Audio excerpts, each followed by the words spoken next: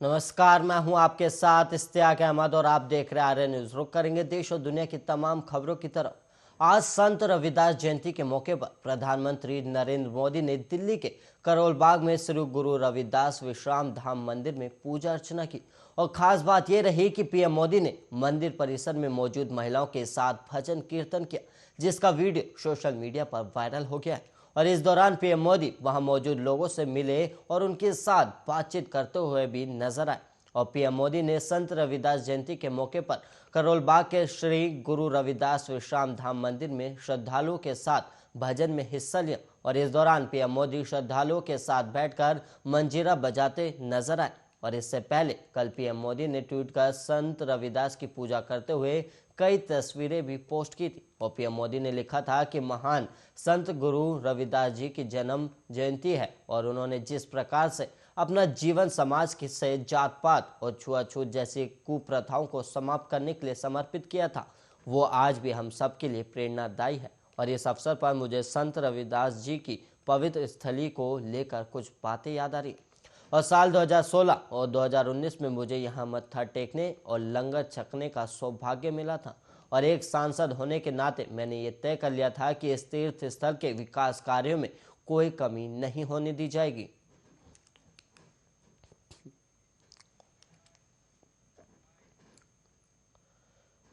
प्रधानमंत्री नरेंद्र मोदी ने बॉलीवुड के मशहूर गायक और संगीतकार बप्पी लहरी के निधन पर शोक व्यक्त किया है।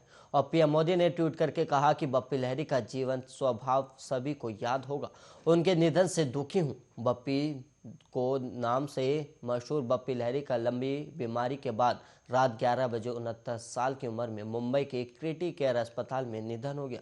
और वहीं पीएम मोदी ने कहा कि श्री बप्पी लहरी जी का संगीत स्वर्गनीय था और विविध भावनाओं को खूबसूरती से व्यक्त करता था और हर पीढ़ी के लोग उनके गानों से रिलेट कर सकते हैं।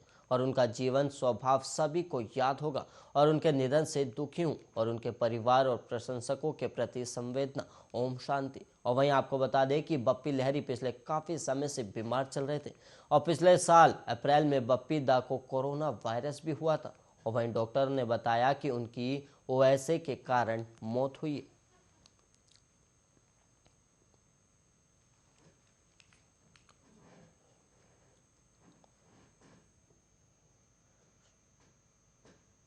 इंडियन म्यूजिक इंडस्ट्री के लिए एक और बुरी खबर यहाँ यूँ कहें कि एक दिन और बुरा है, जिसने एक और मशहूर और लोकप्रिय कलाकार को हमसे छीन लिया। और जाने माने म्यूजिक डायरेक्टर बप्पी लहरी का मंगलवार देर रात निधन हो गया। और वहीं रिपोर्ट के मुताबिक बप्पी लहरी ने मुंबई के अस्पताल में आखिरी सांस ली।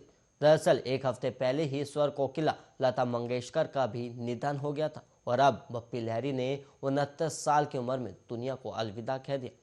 और उनकी मौत की खबर मिलते ही बॉलीवुड में शोक की लहर दौड़ पड़ी है और बॉलीवुड से जुड़े कई लोगों ने उन्हें याद करते हुए श्रद्धांजलि दी। और रिपोर्ट के मुताबिक बप्पी लहरी की मौत ओएसए की वजह से बताई गई। वैसे तो उन्हें हेल्थ से जुड़ी कई समस्याएं थी और वो 1 महीने से अस्पताल में एडमिट भी थे, पर सोमवार को उन्हें छुट्टी दे दी गई थी। लेकिन मंगलवार को उनकी तबीयत फिर से बिगड़ गई और ऐसे में उनके परिवार वालों ने उन्हें फिर से रात करीब 11 बजे अस्पताल में भर्ती कराया। पर मंगलवार रात करीब 11:45 पर उनका निधन हो गया। इसके अलावा आपको बता दें कि ओएसए में सांस लेने संबंधी बीमारियां होती हैं और मरीज ठीक से सांस नहीं ले पाता है। तो वहीं बप्पी लहरी के निधन पर न सिर्फ फिल्मी जगत बल्कि राजनीति की गलियों में भी शोक है। और वहीं केंद्रीय गृह मंत्री अमित शाह ने भी बप्पी दा के निधन पर ट्वीट कर श्रद्धांजलि दी और कहा कि महान गायक और संगीतकार बप्पी लहरी जी के निधन के बारे में जानकर दुख हुआ और उनके निधन से भारतीय संगीत की दुनिया में एक बड़ा खालीपन आ गया है। और बप्पी दा को उनके बहुमुखी गायन और जीवन स्वभाव के लिए याद किया जाएगा और उनके परिवार और प्रशंसकों के प्रति मेरी संवेदना और शांति।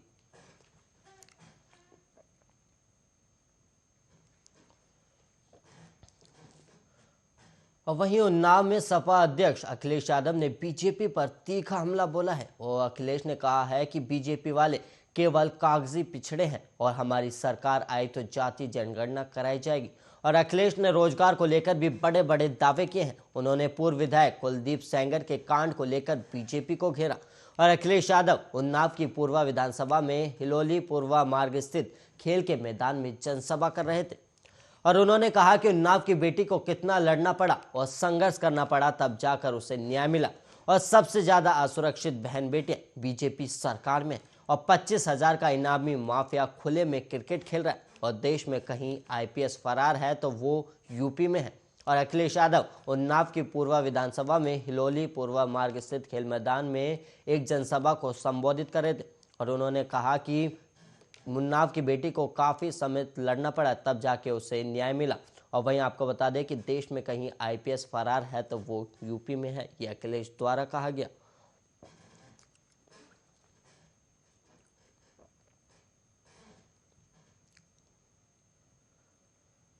और वहीं बढ़ेंगे अगली खबर की ओर, जहां पर मुलायम सिंह यादव की सबसे छोटी बहू अपर्णा यादव ने कहा है कि वो अपने जेठ अखिलेश यादव के खिलाफ चुनाव प्रचार करने को तैयार है। और अखिलेश यादव मैनपुरी जिले की करहल सीट से चुनाव लड़ रहे हैं। और अपर्णा यादव ने कहा कि बीजेपी का शीर्ष नेतृत्व बहुत सोच समझकर मुझे हर जगह भेज रहा है, और वो जो तय करेगा मैं करूंगी।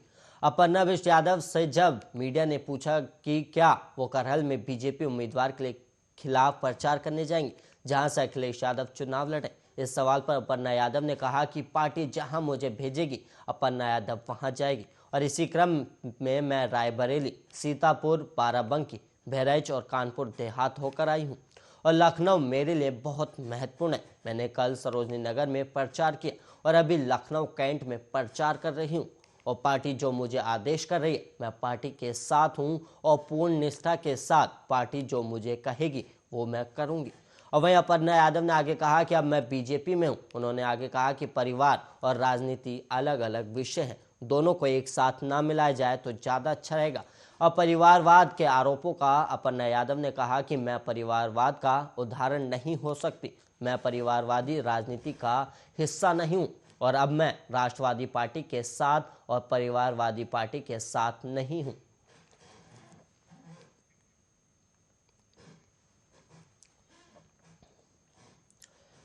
यूपी विधानसभा चुनाव में मैनपुरी जिले के करहल विधानसभा क्षेत्र से भारतीय जनता पार्टी के उम्मीदवार और केंद्रीय मंत्री प्रोफेसर एसपी सिंह बघेल के काफिले पर मंगलवार को पथराव और हमले का मामला सामने आया।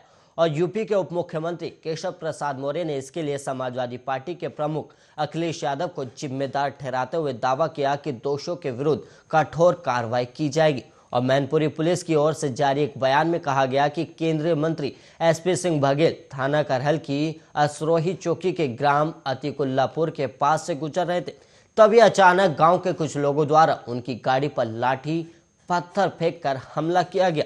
और पुलिस के अनुसार सूचना पर तत्काल क्षेत्राधिकारी करहल और थाना प्रभारी करहल मौके पर गए और तहरीर के आधार पर मामला पंजीकृत किया गया। और पुलिस ने बताया कि मंत्री सकुशल और कानून व्यवस्था सामान्य है। और मंगलवार को यूपी के उप मुख्यमंत्री केशव प्रसाद मौर्य ने ट्वीट कर आरोप लगाया कि मैनपुरी के करहल विधानसभा क्षेत्र से बीजेपी प्रत्याशी केंद्रीय मंत्री प्रोफेसर एसपी सिंह बघेल के काफिले पर सपाई गुंडों ने हमला कर असली चरित्र दिखाया है।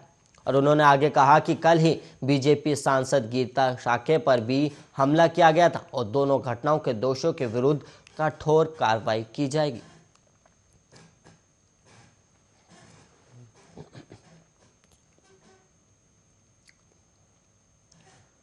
यूपी चुनाव में अब तीसरे राउंड की टक्कर होने वाली। वैसे चुनाव का हर चरण अहम है, लेकिन इस चरण में जिसने बढ़त बनाई सत्ता की चाबी उसी के पास जाने की उम्मीद है। यही वजह है कि सियासत के बड़े बड़े दिग्गज आज मैदान में उतर रहे हैं। और आज पीएम मोदी सीतापुर में जनसभा को संबोधित करेंगे, तो वहीं मुख्यमंत्री योगी आदित्यनाथ बुंदेलखंड में वोट मांगेंगे। और यूपी में जैसे जैसे चुनाव बढ़ रहा है मुकाबला और दिलचस्प होता जा रहा है। और अब यादवलैंड में तीसरे चरण की लड़ाई होनी है, जहां प्रचार के लिए सिर्फ 3 दिन बाकी है। इसलिए सभी दलों ने दिग्गज की फौज मैदान में उतार दी। और पीएम मोदी आज शाम करीब 3:50 पर सीतापुर में रैली करेंगे, जहां में चौथे चरण में मतदान है। लेकिन यहां सभा कर मोदी अवध, बुंदेलखंड और पश्चिम यूपी के वोटरों को साधने की कोशिश करेंगे।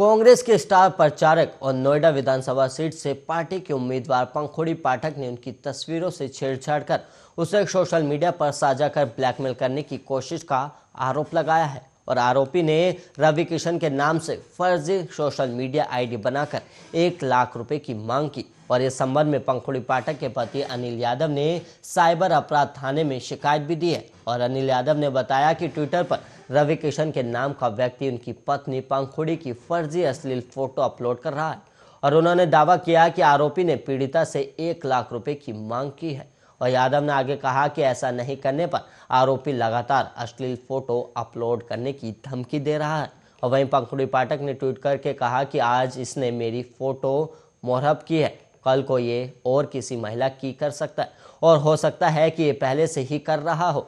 पंखुड़ी पाठक कांग्रेस की स्टार प्रचारक है और फिलहाल वो फिरोजाबाद में प्रचार पर है और पाठक नोएडा विधानसभा सीट से कांग्रेस के टिकट पर चुनाव भी लड़ रही हैं और पाठक का आरोप है कि उन्हें ट्विटर और अन्य सोशल मीडिया मंचों के माध्यम से परेशान किया जा रहा है और पाठक ने एक राजनीतिक पार्टी के आईटी सेल पर उन्हें बदनाम करने का आरोप लगाया है।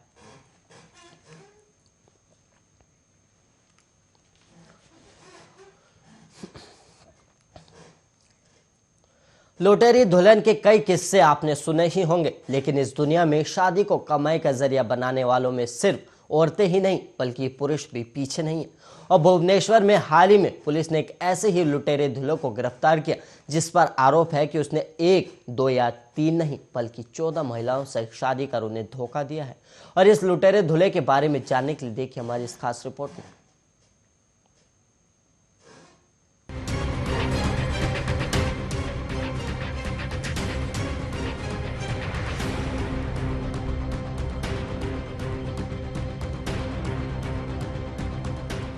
आसानी से पैसे किसे नहीं पसंद। आसानी से और जल्दी अमीर बनने के लिए लोग क्या कुछ नहीं करते और रच बैठते हैं जुर्म का मायाजाल। पर वो एक बात भूल जाते हैं कि अपराधी कोई भी हो कानून के शिकंजे में फंस ही जाता है। ऐसी ही घटना है, आज आपको उससे रूबरू करवाते हैं। ये मामला है एक ऐसे शख्स का जिसने पिछले 48 सालों में देश के 7 राज्यों की 14 महिलाओं से कथित रूप से शादी की और फिर पैसे मिलने पर उन्हें छोड़कर वहां से फरार हो गया।